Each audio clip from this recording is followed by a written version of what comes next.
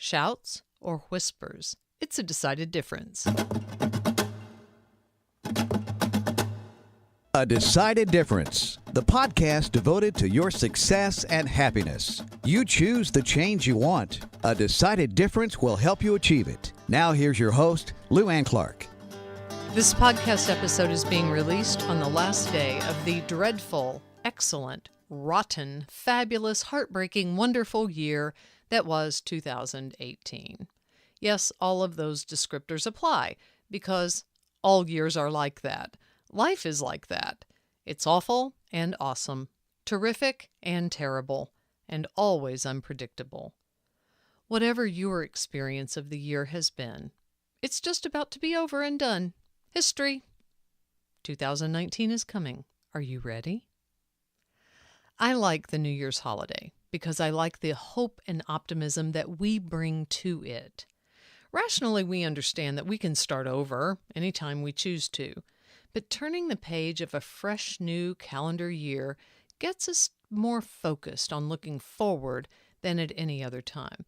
I do think that it might be helpful, though, to decide to look forward this year in a different way. I really believe it comes down to one question. Will you pay more attention to the shouting of the world or the whispering of your own heart? This is the last day of 2018. And the great blank slate of 2019 is looming ahead of us. You know all the platitudes about fresh starts and resolutions. You know the statistics on how many resolutions fail.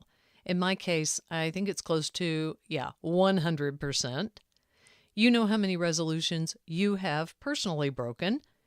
You know how many times you have started something and failed to finish it. And I say to you, those things don't matter. They don't matter when you really decide that things are going to be different this time. And I'm going to offer you some suggestions on how to do that differently. But let's first consider how the typical New Year's plans for change go. First, you start out with a dream for living a better life or living in a better way. And I'm totally in favor of that. You decide you want to make a particular change, like getting into shape or getting organized or reading more or whatever. I'm also in favor of that, provided it is change you actually want, as opposed to something other people are saying you should do. You know how I feel about that S word, should, right? Okay, so far this is all sounding pretty familiar. Tomorrow is New Year's Day, so today and tonight, if you go about it in the typical fashion, you're going to live it up. Eat all the fattening foods. Smoke like a fiend. Drink as much as you want. Go out in a blaze of indulgence. Because tomorrow is the first day of the year and you are going to give it all up. You are going to be perfect. No more sugar, no more booze, no more cigarettes. You're going to the gym every day and twice on Sundays. You're going to clean out the garage, every drawer and every closet. You are finally going to cut up the credit cards, get out of debt, start saving money, and you are never going to be late again. It's the New Year, New You plan. The holidays are over and it's time to buckle down. In other words, you're telling yourself that the feast is over, the famine has begun, and the famine is going to last forever. Whew! Sign me up. Is there any wonder New Year's resolutions are so frequently broken? I feel exhausted and deprived just thinking about the whole process. What if you did something different instead? What if you spent New Year's Day thinking about all the good things that happened during the holiday season, during the last year, or at least thinking grateful thoughts about how you got through it all?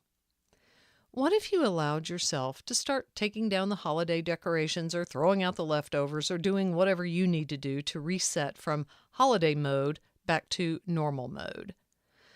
What if you gave yourself a week or even 2 to rest and to recover from all the hustling and bustling and spending and traveling before you embarked on a massive self-improvement project? How would it feel to give yourself a real period of grace, to reflect on the year gone by, the year to come, and what you want? Will you pay more attention to the shouting and the shoulds of the world, or to the whisperings of your own heart? I know a guy who's so disciplined that he starts the process of reflection, toting up his goals from the previous year, setting his goals for the new year right after Thanksgiving, so that on the first day of the new year, he is ready to hit the ground running and achieve his goals. It might be worth mentioning here that his children are well into their adult years. He is not responsible for organizing any holiday meals or events or doing any shopping for gifts, and he has a team of support persons who will carry out the tasks he delegates to them. I don't begrudge him any of that, but I don't like it when he criticizes people who don't do things the way he does. I frequently hear him putting people down for not doing things as efficiently as he does. Well, many people arrive at the first day of January tired and depleted in body and mind and resources. And is there a worse time to start a big, hairy, difficult project than when you're already exhausted and overextended? Why set yourself up to fail based on the external standard, the capricious standard of a new calendar year? I suggest that you choose to spend the next week or two listening to the whisperings of your heart, thinking about what you really want for yourself. If you were living a life you loved, what would that look like? What would you do on a regular day? Who would you be with? What would you be able to do that you aren't doing now? And I'm a big proponent of writing such things down, because if you capture them, you can go back and look at them over a period of several days. You don't have to do this all at once. And once you decide what you want, you can choose to take some specific steps to get there. Take some steps and then take some more. You don't have to be perfect.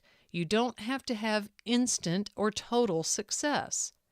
You just have to decide what you want, to start out in that direction and keep going in that direction. I also think it helps to think in terms of what you will do rather than what you will quit doing. For example, last winter, I decided to clean up my eating, but I didn't go on a diet because I know diets make me feel deprived and resentful. They keep me focused on food constantly, and all I can think about is what I should not eat. I decided to stop eating so much junk food, and the main way I did that was to stop buying it and bringing it home. I still do have a little chocolate in the house, and there may be an occasional bag of chips, but I keep those things in a location separate from the regular food. That's a decision that I made, so that I then have to deliberately choose when I'm going to eat that stuff. I don't just see it every time I open the pantry. This is so simple, so easy to do, but I just had to decide that I wanted to do it. And the main thing that I did was to eat only when hungry and stop when I was almost full. That sounds overly simple, doesn't it? But I know, because I've paid attention to the whisperings of my heart, that I tend to be an emotional eater. Rather than just grabbing any old snack when I feel like eating, I ask myself if I'm really hungry or if I just want comfort. And during this year, I chose specific alternate choices that I had planned out ahead of time for the times when comfort was what I wanted. For example, I probably took more naps in 2018 than I have at any time since I was a toddler. I'm in far better shape now than I was a year ago. I weigh about 30 pounds less. And I didn't make a big deal out of it. And I didn't punish myself. I don't punish myself when I have a lazy day or when I eat too many cookies. Yeah, I ate way too many cookies yesterday. Made me feel bad about my choice as well as feeling terrible physically. And you know what? That's a good thing, because I'll remember it the next time I'm faced with that particular choice. I can remember that I am in control. And what I want is to be healthy and to feel strong. I know what to do, and I can choose to do it or not. Whatever I decide, I will be the one to live with the consequences. And please don't misunderstand here. I am not holding myself up as a paragon of virtue. What I am saying is that if I can do this, you can too. Being gentle with yourself and celebrating progress will get you into a far better place than beating yourself up and seeing yourself as a failure if you don't do things perfectly 100% of the time, starting on the very first day of the new year. This time of year, you will hear lots of advice to live a better life and to live a life you love.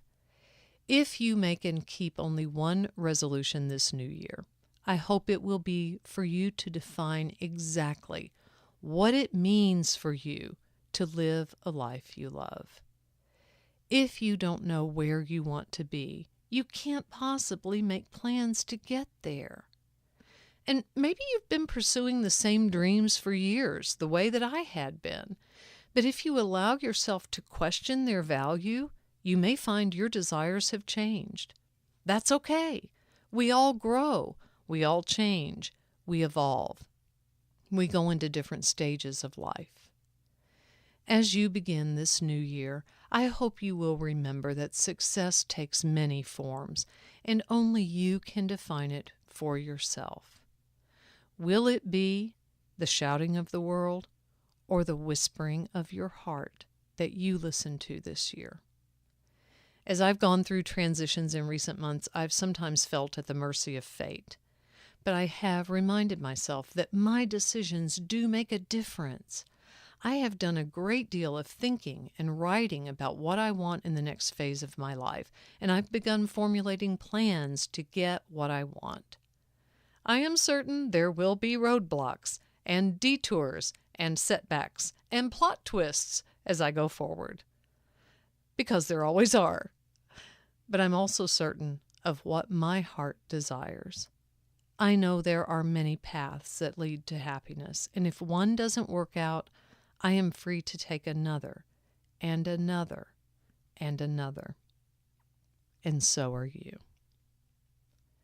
As always, I appreciate your feedback and welcome your questions and suggestions. You can email me at luann@luannclark.com, use the contact form at DecidedDifference.com, or send a message to A Decided Difference on Facebook. I hope your new year gets off to the start you want, and I hope you remember the world doesn't change. You do.